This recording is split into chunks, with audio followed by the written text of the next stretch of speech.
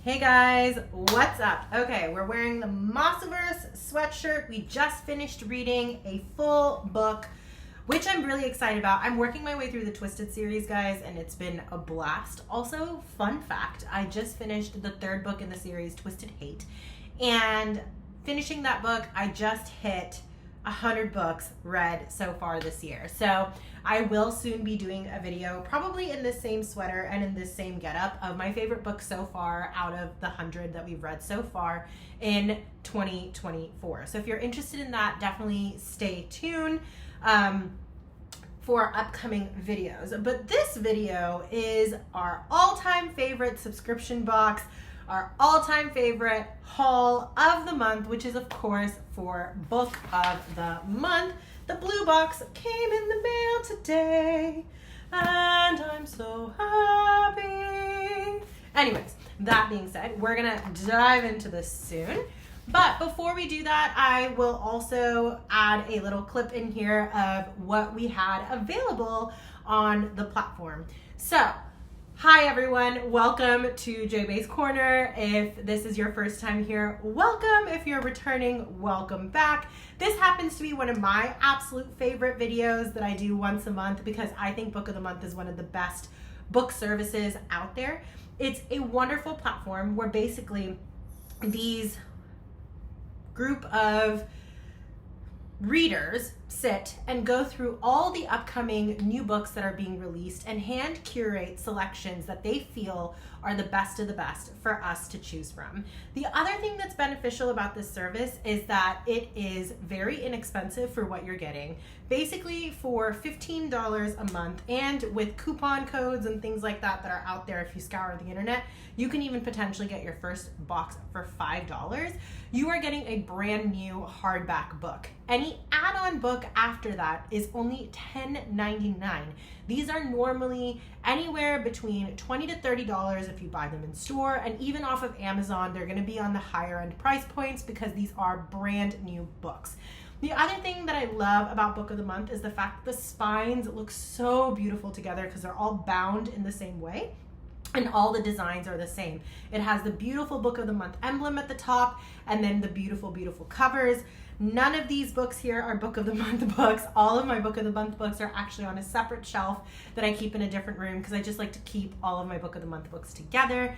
But it is an absolutely wonderful service. The other nice thing about Book of the Month is they've now actually introduced audiobooks as well. So if you prefer listening to your books over physically reading a book, or if you're the type of person who likes to do both, you like to have all of your various senses simulated whenever you are reading, then that is also another option that Book of the Month now offers. You can get the audiobooks and listen to them on the Book of the Month app, which is very easy to access through your phone, your computer, your iPads.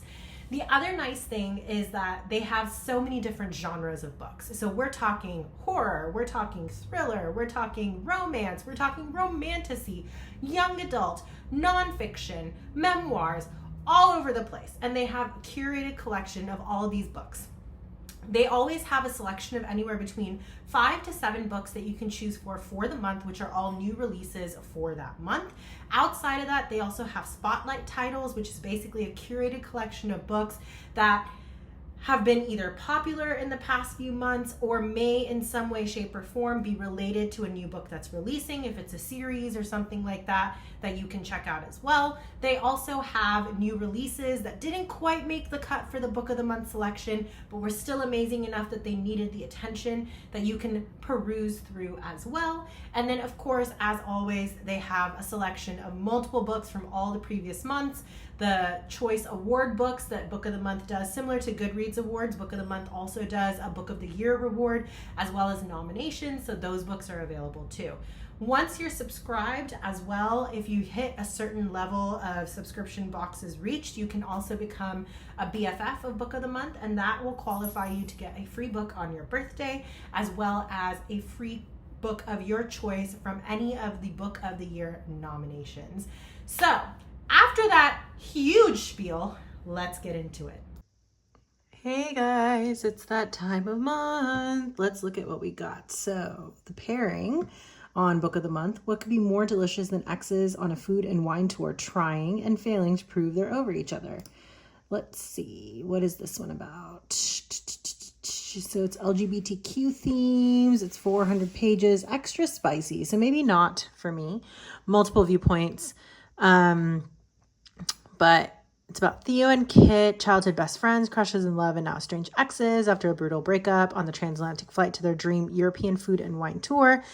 They exited each other's lives once and for all. Time apart has done them good. Thea's found confidence as a hustling bartender by night, aspiring sommelier by day, with a long roster of casual lovers. Kit, who never returned to America, graduated as the reigning sex god of his pastry school class and now bakes at one of the finest restaurants. Yeah, this is just not for me, guys. Too much. Not for me, but still. Like Mother, Like Daughter. So this one's going to be a thriller by Kimberly McCreight. When her mother abruptly goes missing, a college student most quickly pieced together the mystery left in her wake. That sounds interesting.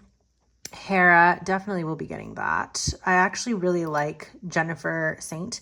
I read another book by her and I loved it. In this epic Greek retelling that interrogates power and patriarchy, an often maligned goddess is recast in a new light.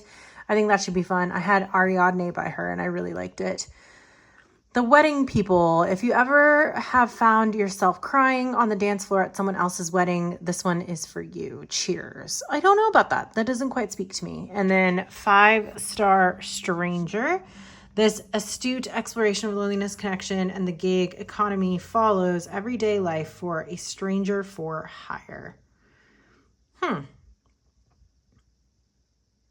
not sure what that actually means, but I'm not sure if I quite am feeling that too. So now if we go to all books up here, you can also see that there are spotlight titles. These are the titles that Book of the Month feels are worthy of being read and need to be celebrated. Many of these books were actually books that were on choice for the past few months. But what I always like to come to is the new and recent add-ons and see if anything speaks to me. So let's see. 4 Weekends and a Funeral sounds like it might be funny, so I might look into that. A Sorceress Comes to Call sounds like it might be fun because that's fantasy. Let's see. So yeah, hopefully this is entertaining for you guys too, to just see what is available. And then if you go back to all books, you can see that they have August selections, last month selections, members most loved, debut authors. So here's that Ariadne book that I was talking about that I have read before, but quite a few different books that pop up here and selections that you can pick from. So it's kind of nice just having so many options that are selected for you, but hopefully this was helpful to just kind of see what's out there. I will get back to you guys in a few weeks with my actual selections and we will go through them. Thanks for joining me. Bye, guys. So I partially opened these because I really hate the noise that's made whenever you pop open a box, but as you can see, we are unboxing this together. So all of the packaging comes in this lovely blue box, and depending on the number of books that you order, that many books will be shipped. Now, for me personally, this was my Book of the Month choice. I have read one of Jennifer's books before, and it was Ariadne, which was also a Book of the Month selection. I want to say almost 3-4 years ago, because I was still in residency at that time. So yeah, I want to say 3-4 years ago, and I absolutely enjoyed that book. I thought it was absolutely beautiful. And so when Jennifer Saint released this new book, that too about Hera, who is a goddess who I feel like is very misunderstood in a lot of Greek mythology, I had to get it. Something that talks about feminine power as well as divinity, Greek mythology, and, you know, a harrowing story of her history, her perspective on everything that happens to her between getting married to Zeus and Hercules and all these other things. This book really spoke to me. So let me read you guys the inside cover of this one. Even the gods must have their queen. When the immortal goddess Hera and her brother Zeus overthrow their tyrannical father, she dreams of ruling at Zeus's side. But as they establish their reign on Mount Olympus, Hera begins to see that Zeus is just as ruthless and cruel as the father they betrayed. While Zeus ascends, Hera is relegated to the role of wife and mother, a role she never wanted. She was always born to rule, but must she lose herself in perpetuating this cycle of violence and cruelty, or can she find a way to forge a better world? In this enthralling retelling, Greek mythology's most famous and maligned goddess finally tells her own story as power, passion, and divine strength collide in the heart of Olympus. So very, very excited for this. Anything Grecian I've always enjoyed, as well as anything that's Egyptian in terms of mythology. But Greece also holds a very special place in my heart because that is where we ended up honeymooning. And so going to all the different islands and hearing the Greek mythology and the stories from the locals and visiting places like Crete and the Parthenon, this sings to my heart. So I'm very, very excited to dive into this.